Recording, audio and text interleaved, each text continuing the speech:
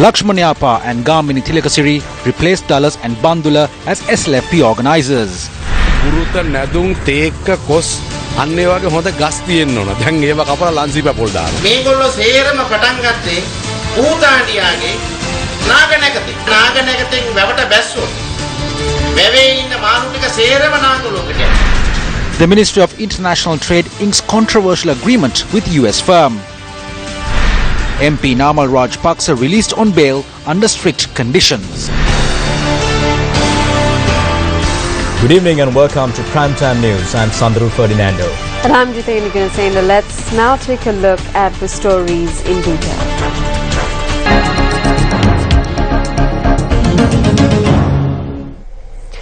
Two new organisers of the Sri Lanka Freedom Party received their letters of appointment from the party chairman, President Maithripala Sirisena, today. State Minister Lakshmanyapa Abhibodhana was appointed as the SLFP's district leader for Mathura. Abhibodhana received his letter of appointment from the President this afternoon. Lakshmanyapa Abhibodhana takes over the reins of Mathura district leader from his predecessor MP Dallas Alhaperuma.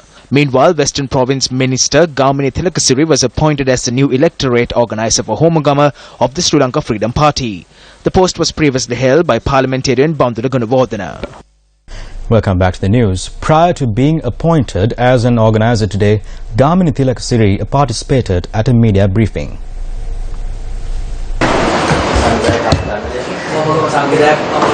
එන්න කියලා තියෙනවා ඉතින් මොකද්ද කියන එක දන්නේ නැහැ තාම. ඒකද කියලා දන්නේ නැහැ. දෙන්න තමයි. ඉස්සරහක් තියෙනවනේ ඒක කියන්න බෑ ඉතින් ඒක. එන්න කියලා තියෙනවා මොකටද වෙනද කියලා. හරි ගත්ත ගමන් ටැක්ස් එක දෙනවා පැය ගාණක් කියන්නේ ඉස්සර. එනවා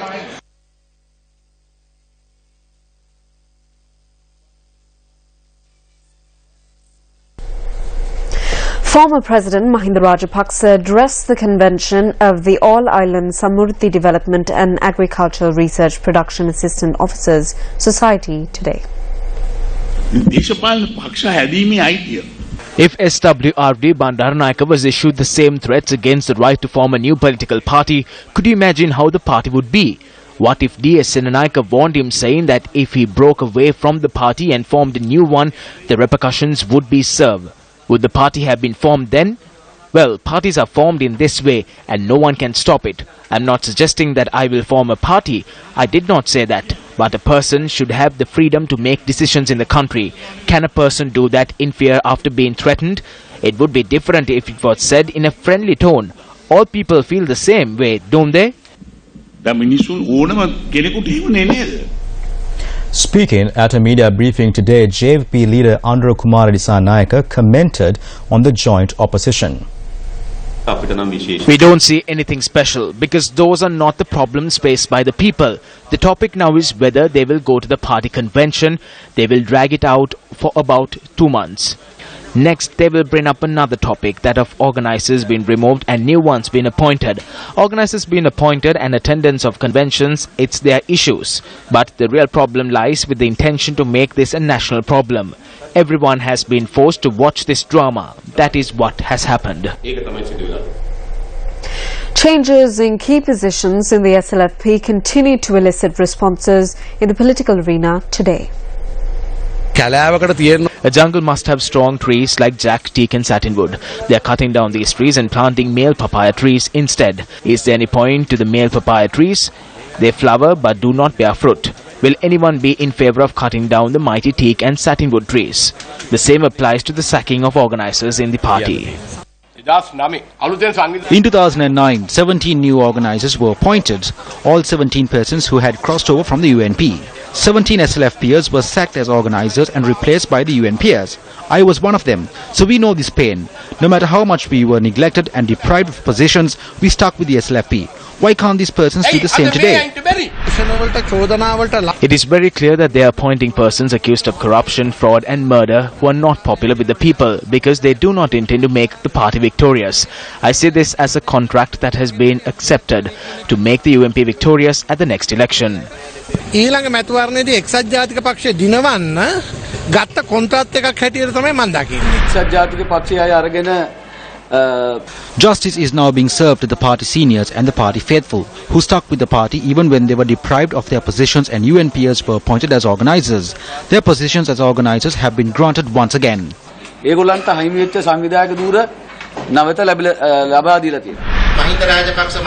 Mahinda Rajapaksa and those in the joint opposition launched the Padayatra to topple the government.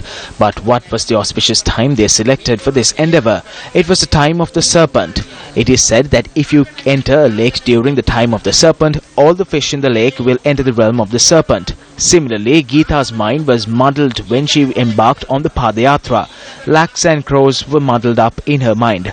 Pavitra Devi, who was minding well in the past, was hypnotized and she lost her position as the organizer. Bandula dragged his feet and came along and then resigned his position as organizer, although no one asked him to. This is why I said that if you embark on a journey during the auspicious time of the serpent, the endeavour will be unsuccessful. A group of public representatives from the Homagam electorate who have pledged support to the joint opposition convened a media briefing today. Even though they have stripped certain persons of the post of organizer, we are ready to contest in election. If it comes to it, we are all ready to contest independently for what we stand. The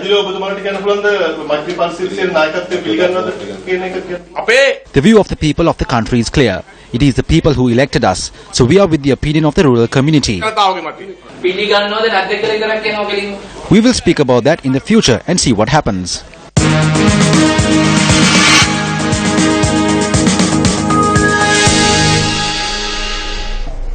An agreement reached by the Ministry of Development Strategies and International Trade and an American firm has begun to court controversy.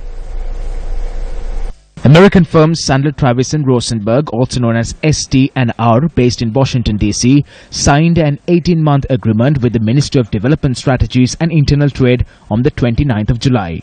According to the agreement, ST&R will represent Sri Lanka in Washington, D.C. before U.S. government agencies and the U.S. Congress, focusing efforts on educating officials on the peace process in Sri Lanka, exploring options for great economic and commercial ties between the USA and Sri Lanka, as well as identifying and expanding options for market access of Sri Lankan goods into the United States. ST&R has also been tasked with building better relations between Sri Lankan political parties and members of the US Senate, as well as aid in development of agendas in order to assist visiting Sri Lankan delegations. The Ministry of Development Strategies and International Trade has agreed to pay a sum of $630,000 for the services of ST&R over 1.5 years. A monthly retainer fee of $30,000 will be paid for the first and the last 6 months of the agreement, while a monthly retainer fee of $40,000 will be paid for the second 6-month period. The agreement also states that the US firm will require the ministry to submit a separate engagement if they are tasked with additional work which is not specified in the agreement. I have the agreement here with me. It was mailed to the Voice Against Corruption. According to the agreement, the government has to pay $630,000 for the services of the firm over 1.5 years. That is equivalent to around 90 million rupees. What are they obtaining consultancy services for? Educating about the peace process in Sri Lanka. What qualifications do they have to do this? The startling fact is that even though this agreement came into effect on the 1st of July, the agreement itself was signed on the 29th of July 2016. You obtain consultancy services after entering into the agreement, not before it. Has the Cabinet approved this decision to obtain consultancy services? Is there a proper program in place? How are they going to pay for this? Some of these agreements are like the actions of the government. Civil society organizations are accusing officials of attempting to cover up irregularities in coal transactions and continuing to maintain that there are benefits for the country. An English-language newspaper reported today that the Secretary to the Ministry of Power and Renewable Energy, Dr. Surem Badakoda, had said that coal had been purchased under a long-term tender, claiming that it is more beneficial than spot tenders. Plans are underway to purchase a further 330,000 tons of coal by September. Dr. Suren Batagoda, the Secretary to the Ministry of Power and Renewable Energy, noted that approval would be granted for the procurement. Meanwhile, in a statement to the Daily News, which was published today, Dr. Batagoda says that the ministry may resume purchase from their long-term supplier Swiss Singapore as the price is lower than what was quoted in a recent spot tender. The price quoted by Swiss Singapore is $58 per metric ton. Batagoda had told the newspaper that a spot tender called for last week had a lowest price of $64.77. He noted that resuming purchase from the Swiss Singapore would result in a saving of about $7 per metric ton. However, civil society organizations charge that these prices are misleading. The ministry has introduced a formula to determine prices when purchasing under long-term tenders. The relevant index for this formula is the API4 index. As per this index, the current purchase will cost $66.10 per metric ton.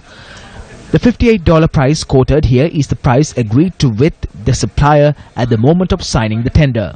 The $51.85 mentioned in the formula is the unit price for a metric ton of coal in the market in September 2015. As per the formula, purchasing coal under the long-term tender will result in a cost of $73.94 per metric ton. The lowest price quoted under the spot tender was $64.77. There were allegations of various acts of fraud and corruption. In addition to this, the relevant committee has once again decided to provide the tender to the same company. Why? The committee says there will be no loss. So the Supreme Court is wrong. This government too is following the Rajapaksa example and is kicking aside the decision of the Supreme Court. Not only that, public officials are acting irresponsibly in this case. The government too is working according to the whims of the individual ministers and individual secretaries. We have serious questions regarding the activity and policies of this government.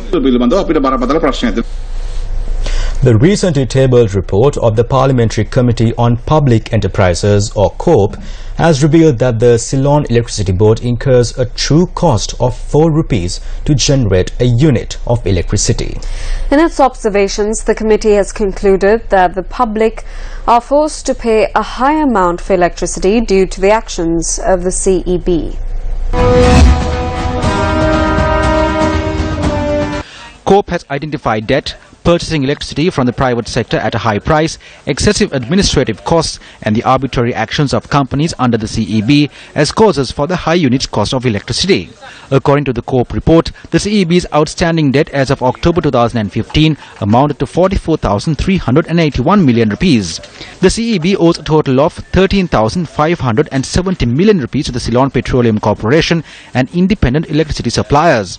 However, the report notes that the CEB too is owed a large sum of money. As of the 31st of December 2014, debts receivable by the CEB amounted to 4,132.3 million rupees.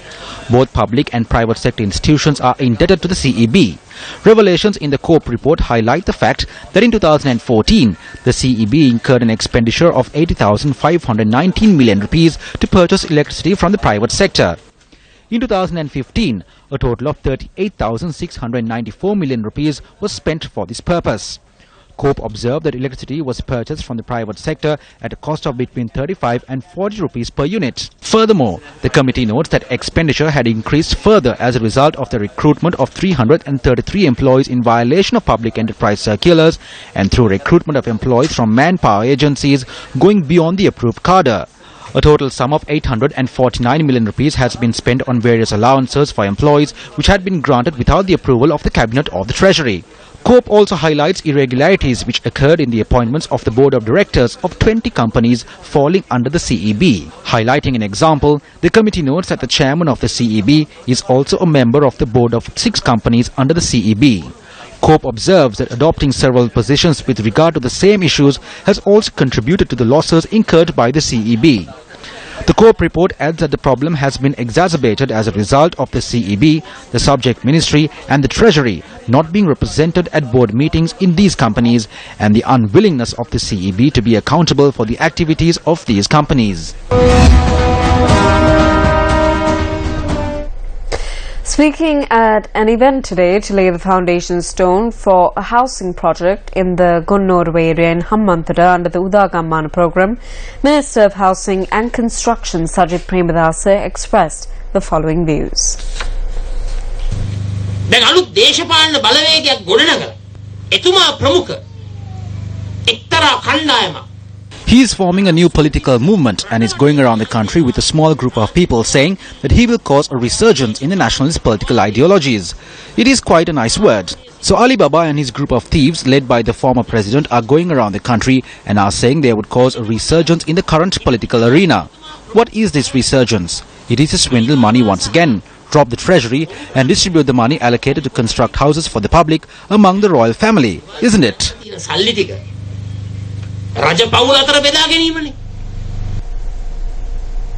In a story that made it the headlines, Parliamentarian Nama Rajapaksa, who is being held in remand custody, was granted bail by the 4th Magistrates Court today. Nama Rajapaksa and Sudarshana Bandara Ganegoda were placed in remand custody on the 15th of this month over their involvement in a financial transaction with a private company.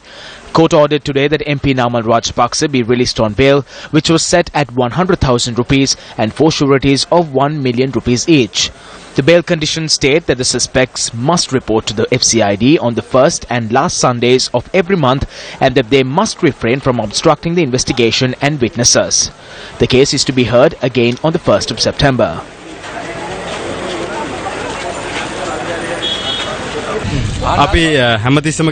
We constantly say that we have utmost faith in the independence of the judiciary. So since the 8th of January, this is what the Good Governance government has been doing to us. Nevertheless, while respecting the independence of the judiciary, we pity this government because all this government has to say to the country is that they are putting us in jail.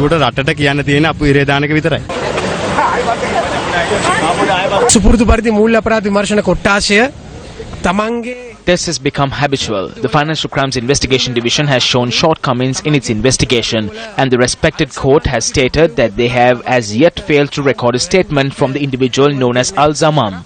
President's Counsel Jayanta Veerasinghe, appearing for the suspects, noted in court that the Investigation Division has yet been unable to determine whether Al-Zaman is a suspect or a victim in this case.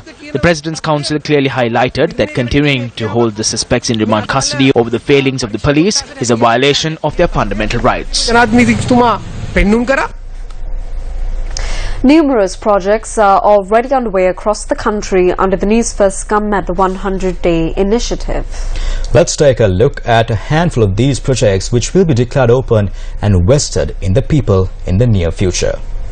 The Gammadda 100-Day Initiative. With the people, for the people.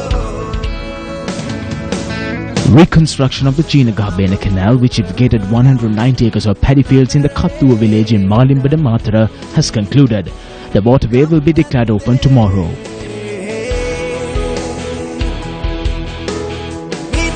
Work is also progressing on a project to provide sanitation facilities for the children at the Isimbasagala preschool in Madavachia. Meanwhile, the village of the Gonahaddenawa in Kabithigollava will be given the gift of clean drinking water under the Gammadda 100 Days initiative in a few days. The water scheme for the villagers of Boralagama in Valikama Matara is also nearing completion. Meanwhile, work is progressing rapidly on the construction of a community hall in Degalara under the Newsfirst Gammadda 100 Days initiative. The initiative has also laid the foundation for the construction of 2 water schemes for the people of Sihinapura in Valikamda and the students at the preschool. Construction work is also underway to renovate a dilapidated building at the Yaya Visihaya Vidyalaya in Mahasen, Athanakadavala Pulannarua, restoring the safety and security of the students. The community of Kakurullam Palace in Hambegamo, who have been suffering under the shadow of chronic kidney disease, will soon receive a continuous supply of clean drinking water. Farmers in Ingarugaswawa, Hambegamo, were facing a crisis when this bridge collapsed, preventing them from transporting their produce to the market. In a few days, the village will be declared open.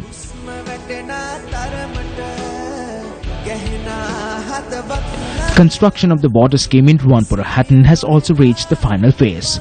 In just a few more days, the community of Kulagama in Thanamalvilla, which is home to many patients of chronic kidney disease, will also receive a continuous supply of drinking water. Water schemes have also been undertaken in the village of Diavara in Hambekamua, Serukan in Kilinochi at the Periyaparandu Government Mixed School. Work has been completed on 5 projects which were undertaken under the Gammadda 100 Days Initiative. The Gammadda 100-Day Initiative. With the people, for the people. The pilot license of the pilot responsible for the 15-hour delay of the flight which was scheduled to fly from Frankfurt to Katonaika has been temporarily suspended. The Civil Aviation Authority says that this decision was reached following confirmed reports that the pilot was under the influence of alcohol. Sri Lankan Airlines flight UL 554 was delayed by 15 hours due to the misconduct of the pilot. The Investors Forum of the Northern Province was held in Jaffna this morning. The Northern Province Investor Forum was held at the Jaffna Government Agent's office with the objective of uplifting the lives of people which were affected by the war and support them in income generation, development of livelihoods and creating job opportunities. We have to keep many things in mind. Basically, we have to give housing for the people who have lost their houses.